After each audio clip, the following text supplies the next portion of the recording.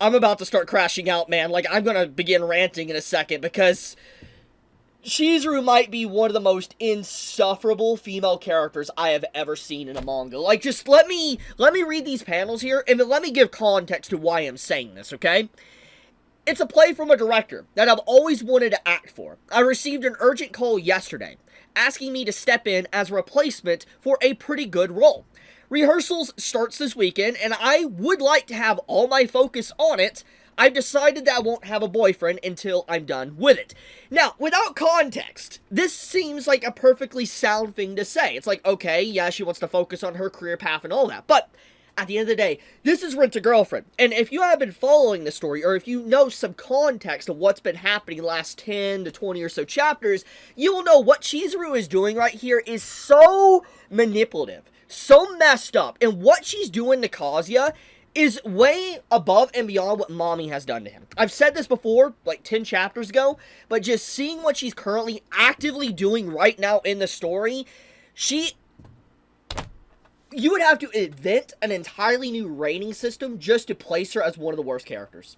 She is that bad. Like, she breaks the rating scale for bad characters. Just insufferable characters. She is so insufferable. And I'm just sitting here wondering, whose dream girl is this? Chizuru is supposed to represent the dream girl that men want. And I'm thinking to myself, like, any actually mentally well guy, anyone that wants a relationship would not put up with Chizuru. They would not put up with what she has been doing throughout the story, with leading people on or manipulating them with kisses and stuff like that. She is so insufferable. She does not deserve Kazuya. She doesn't deserve, honestly, to be with a true boyfriend. Like, after everything she's done, with how she's so back and forth with her feelings, and the fact of what she did, the context of this chapter, makes her look so much worse than she already did. And I guess let's give that context. So basically, about 10, 15, 20 chapters ago, there was a big date for Kazuya and Chizuru. And Chizuru took Kazuya on this date, and it was very beautiful, very romantic, and a lot of people are like, wow, the story is finally progressing. And then at the end of this date, Chizuru takes Kazuya to a romantic spot, a very beautiful spot, and starts bringing up different things that would just get everybody emotional in the romantic mood. And then suddenly she's like, oh, I don't want to go out with you, I prefer my job, my rental girlfriend job more over you. And it was, pretty crazy. Like, it was crazy just, like, leading Kazuya on the entire time with this, like, date, just to straight up reject him when she could have just rejected him. And then, once all this was said and done, and that was finally passed, Chizuru decides to have the big bright idea to kiss Kazuya when he's moving out and leaving. She kisses him, after rejecting him the day earlier. And it's like, why?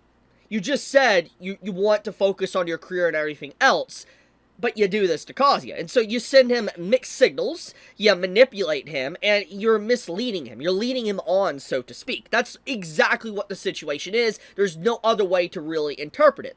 And so for the last chapters, Kazuya has been straight up confused. He's been questioning what he should do. Like, here, I want to back up here. He has been driven down a depression hole so hard, he's literally asking Grok, the AI, on Twitter, about relationship advice. This man is asking for relationship advice from an AI. And regardless of how hilarious that is, it's seeing an AI chatbot used within Rent-A-Girlfriend, the point of the matter is why Kazuya is doing this is because Chizuru is actively ghosting him. She is ghosting him, not responding to him, not messaging him, and the reason why this is a problem is because she didn't just reject him, but she kissed him after the rejection, leading him to feel like there's a chance that he has with her. Then she refuses to respond or text him or message him or clear the air whatsoever. And then after Kazuya is getting depressed about the situation, you have Mini confront Chizuru like, hey Chizuru, why are you doing this to Kazuya? Why are you leading him on, manipulating him, being like this? And Chizuru just straight up says July 11th and all that. She gives a date and all that when she could finally potentially have a boyfriend. And it's like, this game of telephone that she is playing with Kazuya through Mini is so messed up, because you're not going to tell me Chizuru is aware that Mini is going to relay this information to Kazuya. Why can't Chizuru just straight up tell Kazuya in a text message that she's busy, she has a rehearsal, she's doing acting, like, just, oh many problems would be fixed if they just communicate. If they just communicate. Dude. Oh my goodness. It's insufferable. It is so insufferable. Oh my goodness. Like, I'm going to tell you right now. Anyone trying to place the blame here on Kazuya is just... They're in it for the memes at this point. Yes, Kazuya isn't perfect. He has a lot of issues. I'm not gonna lie. But holy crap, anyone in his situation that has like a thing for Chizuru and she's leading you on like this and kissing you after she rejects you, you're gonna feel like you have a chance. And then getting ghosted, there's just so many mixed signals here. It's just like, no wonder he's depressed. No wonder he doesn't know what to do. It's just like... Every time he's about to let go, every time he's about to potentially move on, Chizuru just dangles like a little, like, I guess, carrot in front of him. It's like, here you go, you know, I actually do love you. But then she pulls it back and slaps him with a stick. That's basically what she's been doing this entire series. She's doing the carrot and the stick situation. And every time... Kazuya is backing away and trying to potentially move on because it's just like, maybe it's over, she does that to him. Dude, I'm going to say it again. Whose dream girl is this? One of the most insufferable characters I have ever read within any manga. And the crazy part about Chizuru, she's a realistic depiction of people in relationships. Take that however you will. Take that however you will. I will say, though, that with the rant aside, I will give the writer of Rent-A-Girlfriend one thing. And that is the fact that the writer definitely knows how to get you either upset or talking about the series. And in general, I think doing a pretty good job at that. Like, I feel like Rent-A-Girlfriend is more or less no longer a romance story. I feel like it's a cautionary tale. And I also feel like it's a soap opera. It's one of those, like, romance stories that overstayed its welcome so long, it became this soap opera that's focused on drama and just, like, extending the length of the story as much as possible until it's ran into the ground. And honestly, I think that's what's going on.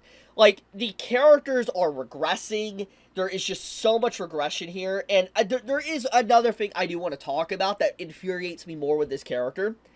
It's the fact that every time Kazuya is in a situation where he's backing away and potentially he might be done with Chizuru, someone has to step in and do the first initiative. He's always the one that has to initiate the conversation and talk with Chizuru just to figure out what's going on. And if he didn't do that, if he didn't, like, either message her or contact her, or someone else didn't contact her for him, I feel like the relationship would have been done long ago. And it's just crazy how toxic the relationship is. It's so toxic that I feel like Mami and Kazuya's relationship is less toxic, which is crazy because the story tried to really heavily paint that Mami is a toxic person, and she is, but at this point, I would say